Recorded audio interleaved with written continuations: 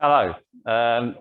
So this is a short video about crow pose. Okay, crow pose, really great posture. I love it when people try crow pose because they really give it a go.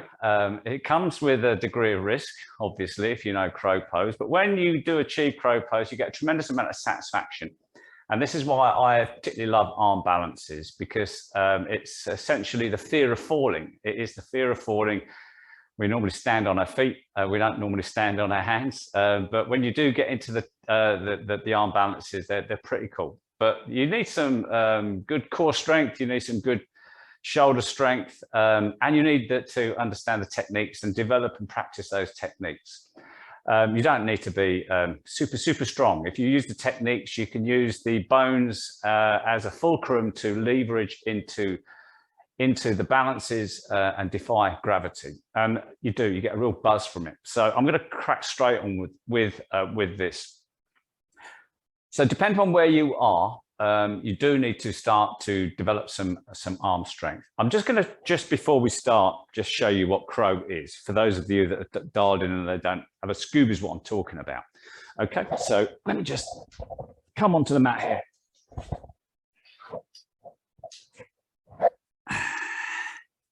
So we generally come into squat and we come forwards on our hands, we lift our feet up and we find the balance here. So that's essentially crow pose.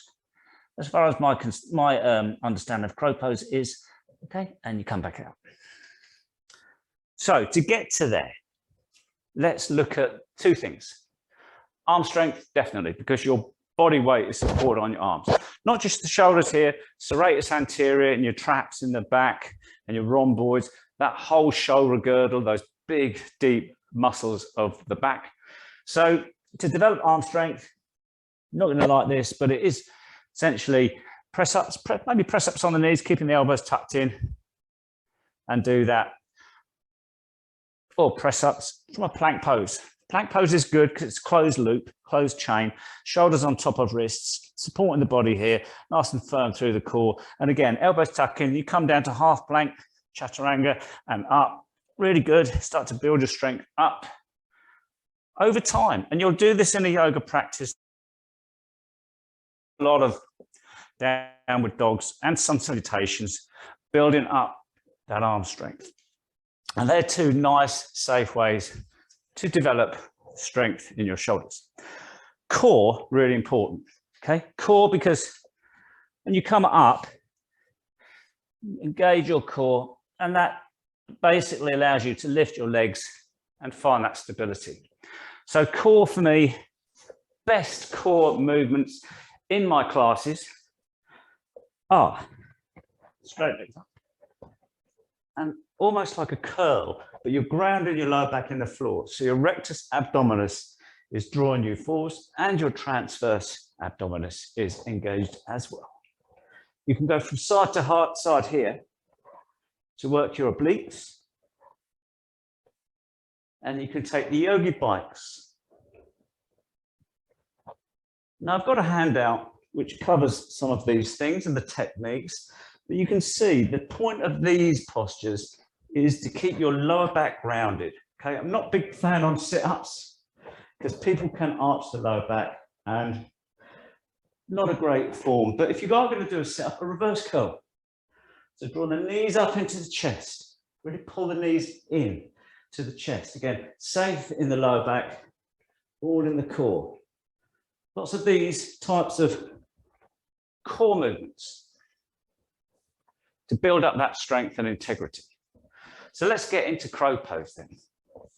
Now, if it's the first time you've done crow, maybe do it with a partner, with somebody in front of you that can stop you rolling forwards, because you will see when people come into it, they come in, they go over correct, and they fall flat on their face. And you get a little bit of carpet rash here. I speak from experience. So how do we prevent that? As I teach it in the classes, I ask people to come into a squat. And this is the other thing as well. If you're really tight in your legs and your squat is up here, then maybe you need to work on that range of movement into your hips, okay? Want to get down quite low here so we can get the knees into the backs of the arms, okay? That's where we're aiming for.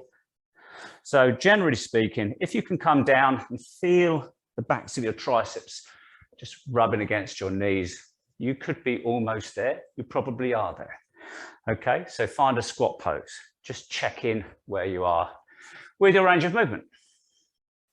Okay, so assuming we're okay, we've got into our squat pose. We can feel our arms pressing against our knees. Plant your hands down. Nice, big, wide handprint. This is going to support your weight. So make that surface area as big as possible. And middle fingers pointed forwards, but this really depends on your biomechanics and your shoulders. Move around to find that degree of stability. And then lean your body weight forward, still on all fours here. So come to toes, bring the toes in a bit so your knees are firmly planted into your triceps, or ideally into your armpits if you can. Higher up the better. And then lean forwards, press into the floor with your fingertips. This will potentially stop you rolling forwards, and lift one foot off the floor. And then stay here. Develop that strength, that integrity in your arms, in your wrists. And maybe the other toe lifts up just for a second. Little toe tap, maybe. Come all the way back. That would be your initial gauge as to where you are with crow pose. If you find you haven't got the strength in the shoulders, you can't lift that toe up without it shaking and you wobbling all over the place, then maybe get a bolster, or even better, some books or some blocks. Okay, so come into an all fours position, step your feet up onto the blocks. This raises your hips up straight away. Walk your hands backwards. Now you can get your knees up into your arms. Okay, now lean forwards, take the head forwards, push into the fingertips, feel that pressure of your hands, and maybe, just maybe, as you rock forwards, both feet just lift off the blocks and then drop back on. So it's a very gentle movement, lift the toes back on. And you can get used to then to build your technique. Feeling the presence of the mat, feeling the grounding of the hands, being quite safe, knowing you can rock back onto the blocks or a couple of cushions. And again, always advisable, if it's your first time, to have some cushions in front. Again, raising the knees up, rocking forwards, backwards. It's a little movement, gentle control. Use your core, bring your tummy button into your spine.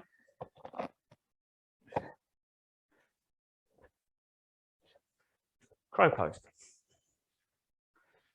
As I said, it's worth trying. It's worth trying because you get a huge sense of satisfaction when you've achieved it the first time. The second foot comes up. I see it in all my classes.